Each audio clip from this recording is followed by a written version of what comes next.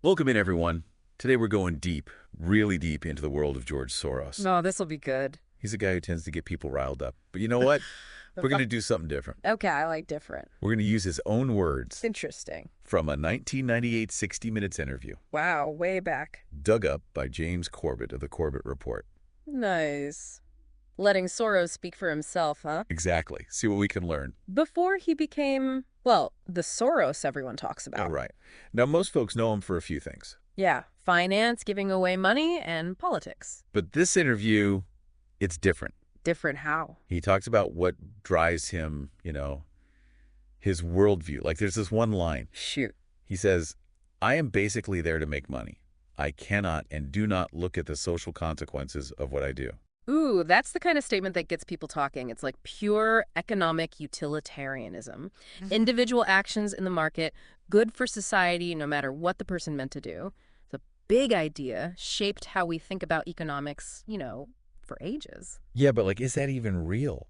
To detach, money stuff from what it does to people. Right, because history is full of examples where the market messed things up socially. Big time, inequality, all that. Yeah, but the interview itself is kind of funny because 60 Minutes is like, hey, no one can say this guy's greedy. Because he donates so much. Tons of it. So which is it? Ruthless money guy or generous philanthropist? It's tricky. It makes you think, right, about philanthropy in a system where everyone wants to be rich. Yes, some say giving money back balances out the bad stuff from capitalism. Makes sense.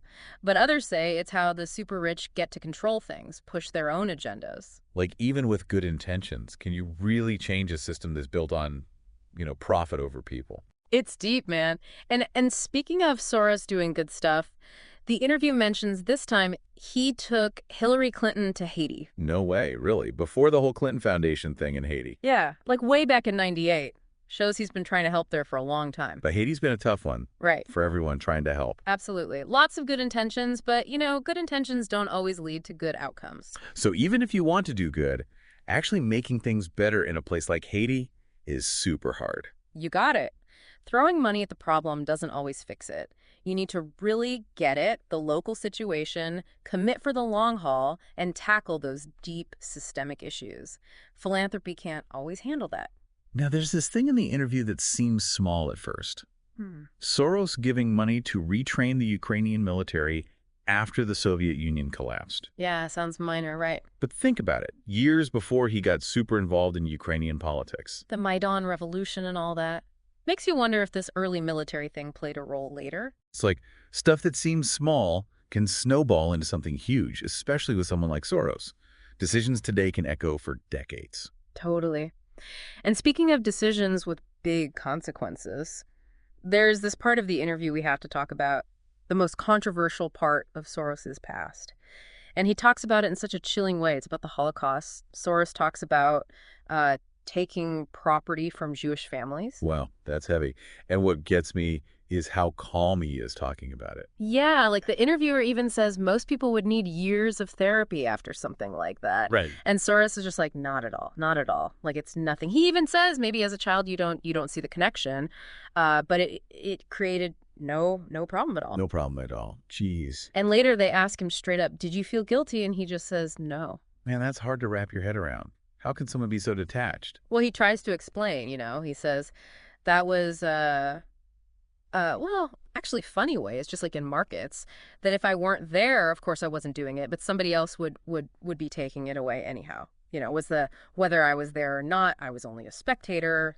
The property was being taken away, so I had no role in taking away that. So he's saying it was going to happen anyway, like it was out of his hands. Yeah, like it was just the way things were, but it's a tough one, right? Psychologically. Right. Some people might say it's how he coped, blocking it out to survive. Others might say he's just trying to make himself feel better about what happened. It definitely adds another layer to the whole Soros thing, this lack of emotion. It kind of comes up again later when he talks about what happened in Russia, the financial crisis. No, yeah, totally. He's got that same detached vibe. Like later he says, whether I or somebody else does whatever is happening in the markets really doesn't make any difference to the outcome. I don't feel guilty because I'm engaged in amoral activity, which is not meant to have anything to do with guilt. So he's basically saying the market doesn't care about right or wrong, so the people in it shouldn't either. It seems that way, yeah. And it makes you think, if the people with all the financial power think like that, What does it mean for everyone else? Where does that leave responsibility, for the consequences? Kind of a scary thought, right? Right. Like, they're just playing a game, and the rest of us are the pieces. Yeah. It's like this disconnect between what happens in the market and how it affects real people's lives. Man, this is getting heavy again. Before we go too deep down that rabbit hole, let's talk about something else from the interview. Soros comparing himself to, get this, Donald Trump. Wait, what? Really? Yeah, he says he's Donald Trump without the humility. Now, that's a comparison I wouldn't have expected, but when you think about it, they do have some things in common, right? Both ambitious, not afraid to shake things up, and both definitely disrupt things. But they're totally different what they believe, right? Oh, absolutely. Totally different goals, totally different ways of doing things. Trump, America first, all about protecting America, even if it means going against other countries. And Soros is more like world citizen, right?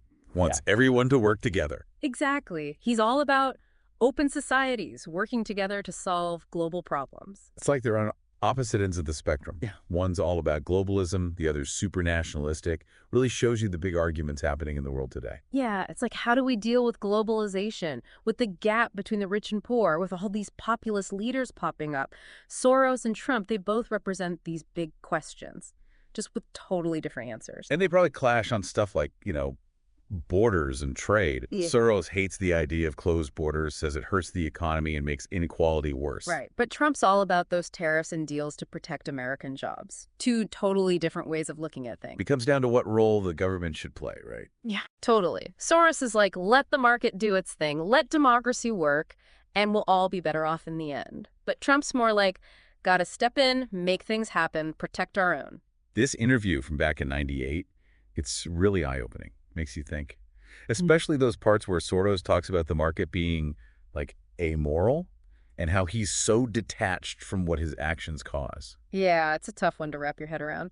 But then you see his philanthropy, his fight for open societies, and it all gets really complicated. Like it's a walking contradiction. But it shows us that even the big players, the ones with tons of power, they're still part of these massive systems they can't totally control. Soros, he's shaped by those systems, but he's also shaping them. His story makes us think, really think, about power, about responsibility, about making choices when the world's getting more global and more unequal every day. Absolutely. This deep dive was all about giving you context, showing you different sides, making you think for yourself. We're not here to tell you what to think about Soros. We want you to understand what's going on, the choices people make, and what happens because of them.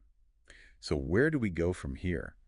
What should we be thinking about after all this? Well, first, just realizing that money, power, influence, they're not good or bad in themselves. They're tools, They can be used for good or for bad. It's up to us to keep an eye on the people who have that power, make sure they're using it the right way, for everyone, not just themselves. And we've got to remember, actions have consequences. Sometimes they ripple out in ways we never expected, like with Soros and Ukraine. Definitely. A little thing can turn into something huge down the line. And we can't just go for easy answers and simple stories. The world's a mess. It's complicated. If we want to make things better, we have to be willing to talk, to listen to different viewpoints, and accept that it's not always black and white. I like that. That's a good way to put it. This whole deep dive into George Soros, it's been a trip. We've looked at his own words, what he did, the tough questions he makes us ask. It's made us think, right? And that's what we want for you, our listener. Don't stop here. Keep digging into this stuff. Find different opinions. Figure out what you believe. Thanks for joining us on this deep dive. Until next time, keep asking those tough questions, keep learning, and keep diving deep.